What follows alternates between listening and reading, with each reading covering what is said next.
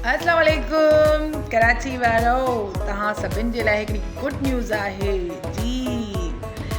Farewell hall Karachi में हिकिड़ो ज़बरदस्त प्रोग्राम थियण वारो आहे जेको इंडस वैली कल्चरल फेस्टिवल आहे जी। फेस्टिवल आहे त पोइ फेस्टिवल में त ख़ूब मज़ो हूंदो आहे न। फेस्टिवल में छा छा हूंदो आहे, गेम्स हूंदियूं आहिनि, असां शॉपिंग करे सघूं था, ऐं उते ख़ूब म्यूज़िक हूंदो, ऐं हा सुठा सुठा आर्टिस्ट बि हूंदा, सिंगर बि हूंदा, ख़ूब मस्ती मज़ाक हूंदी ऐं ख़ूब इंजॉय कंदासीं।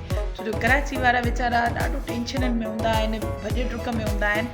12, 13 ऐं 14 तारीख़ दिसंबर जी 2025, त यानी दिसंबर जो जेको आख़िरी महीनो हूंदो हिन साल जो, उहो असां ख़ूब इंजॉय करे ऐं ख़ूब जेको आहे सो मज़ो करे गुज़ारींदासीं। ऐं हल्कड़ी हल्कड़ी थधि हूंदी, कराचीअ जो मौसम हूंदो ऐं फेस्टिवल हूंदो।